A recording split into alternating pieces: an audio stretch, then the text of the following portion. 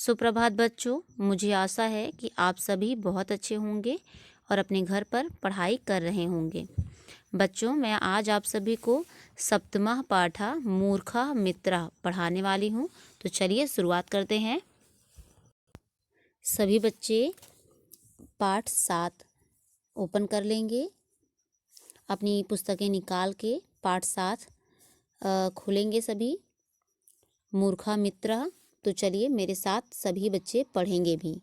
जिस तरह से मैं पढ़ूंगी बच्चे उसी तरह से इसे पढ़ेंगे भी और इसके अर्थ को समझने की कोशिश करेंगे।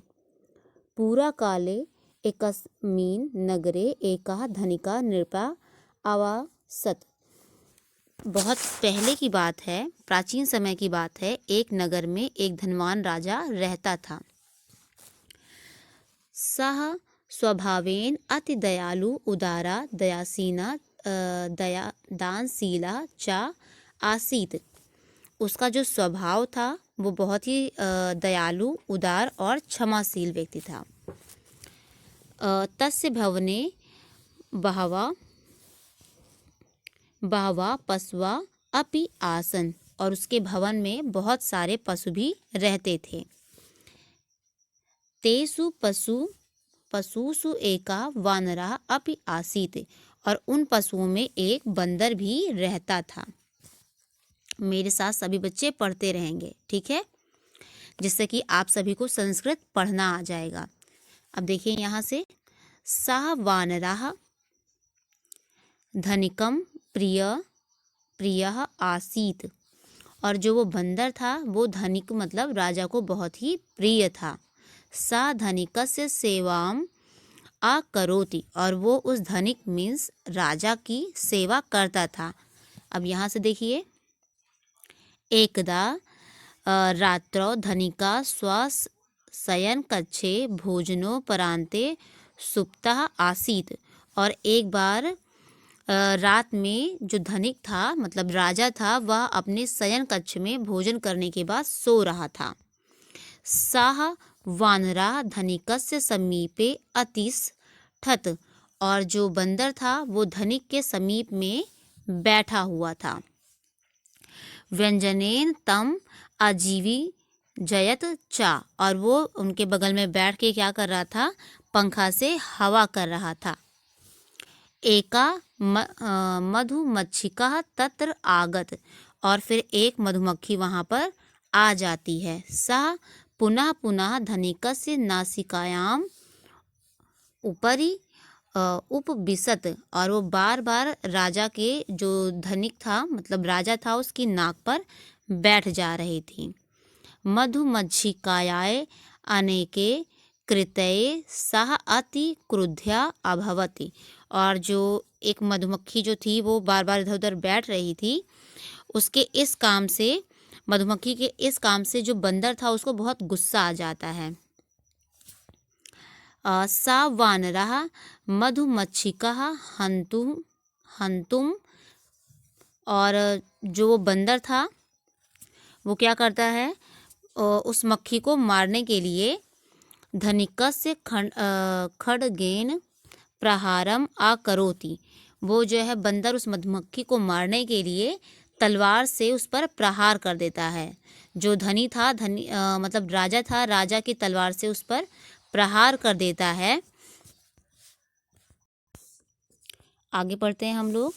वानरस्य अनेकेन कारेण खड्गेन धनिकस्य नासिका छिन्ना अभवत पर मक्षिका तु नासिकाय उड्ड्यः दूरम अगच्छत। और बंदर के ऐसा करने से उस तलवार से राजा की नाक कट गई और जो मक्खी थी वो मरी नहीं और वो क्या की, दूर जाकर उड़कर चली गई। आपको पता भी है कि मक्खी कितने जल्दी से उड़ जाती है। और फिर क्या हुआ, राजा की नाक कट गई, इससे कोई फ़ायदा तो हुआ नहीं। इसीलिए कहा गया है कि मूर्खों के साथ मित्रता उचित नहीं है। मतलब मूर्ख व्यक्ति से मित्रता नहीं करनी चाहिए कि उन्हें सही और गलत का ज्ञान नहीं होता है। चलिए फिर अब हम लोग आगे बढ़ते हैं और आपके गृह कार्य के बारे में देखते हैं कि आपको क्या करना है। तो बच्चों, आप सभी को अपनी कॉपी में अपनी पुस्तिका में इन शब्दार्था को लिखना है। ठीक है, सभी इसे अपनी अपनी उत्तर पुस्तिका में लिखेंगे, मतलब अपनी अपनी कॉपी में लिखेंगे। एक तरफ आप शब्द डालेंगे और दूसरी तरफ अर्थ। एक तरफ आप शब्द लिखकर दूसरी तरफ अर्थ लिखकर आप इधर की तरफ शब्द लिखेंगे और इधर उसके अर्थ लिखेंगे। ठीक है, तो ये सारा कार्य आप अपनी कॉपी में करेंगे। सबसे पहले में क्या करेंगे, नृपः, सभी अपनी पुस्तक में देखते रहेंगे। नृपः कुत्र अवसत, तो नगरे ग्रामे वने, तो कहाँ रहता था नृप, नगरे। जो नृप था, राजा था, वो नगर में रहता था। धनिकस्य प्रिया आसीत्, धनिकस्य को कौन प्रिय था, मतलब राजा को कौन प्रिय था, वानरः, वानर प्रिय था उन्हें। धनिकस्य छिन्ना अभवत्, धनिक का क्या कट गया था, नासिका, उसकी नाक कट गई थी, नसिकाम। बच्चों अब हम लोग दूसरा अभ्यास कार्य करेंगे, रिक्त स्थानों की पूर्ति कीजिए। तो चलिए पूर्ति करना स्टार्ट करते हैं। तस्य भवने बहवा आसना, तो यहाँ पे क्या हो जाएगा, पस्वा। तो पहले में क्या लिखेंगे, सभी से नोट करते रहेंगे बच्चों। पहले में हो जाएगा पस्वाहा, ये सा है, रुकिए एक बार फिर से लिखते हैं हम इसे। यहाँ पर आप क्या लिख देंगे, पस्वाहा। और दूसरा है सा सेवाम आकरोति, तो यहाँ पे क्या हो जाएगा, धनी कस्य। आप दूसरे में बच्चों फिल कर देंगे धनी कस्य। फिर से लिखिए, ना समझ में आ रहा हो तो यहाँ पे लिख देंगे धनिकस्य। आप मेरे साथ इसे अपनी बुक में लिखते रहेंगे। अब देखिए तीसरा है यहाँ पे, तेसु पशु एकः अपि आसीत्, तो यहाँ पे क्या हो जाएगा, वानरः। लिख लिया सभी ने, तीसरे में हो जाएगा वानरः। अब चौथा पढ़ते हैं, एकः अत्र आगतः, तो यहाँ पे क्या हो जाएगा, मधुमक्षिका। तो आप चौथे में क्या लिखेंगे,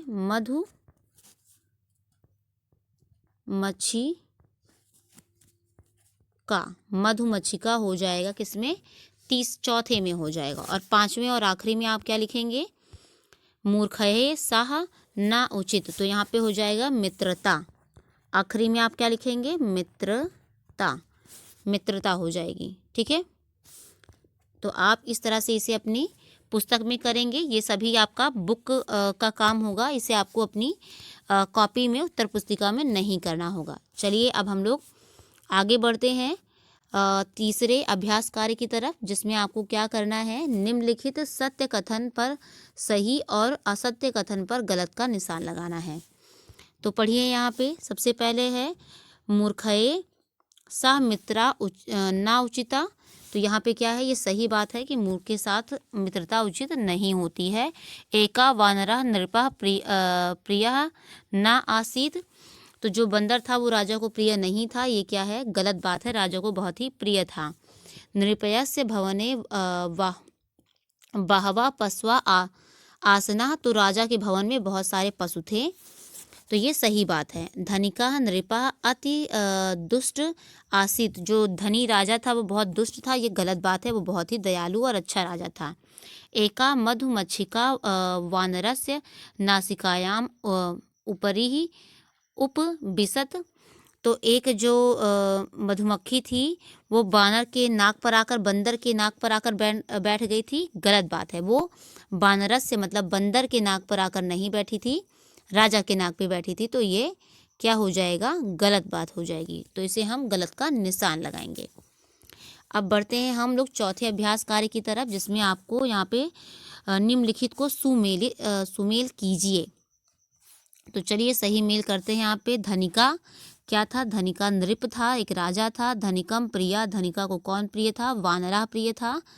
नासिकायाम ऊपरी, नासिका के ऊपर कौन था, मधुमक्षिका। और खंडेन प्रहारेण नसिकाम छिन्ना, नाक कट गई थी खंडक के प्रहार से, मतलब तलवार के प्रहार से। तो बच्चों आज के लिए बस इतना ही। अगली वीडियो में हम लोग इसके जो प्रश्न उत्तर रह गए हैं उन्हें हल करेंगे।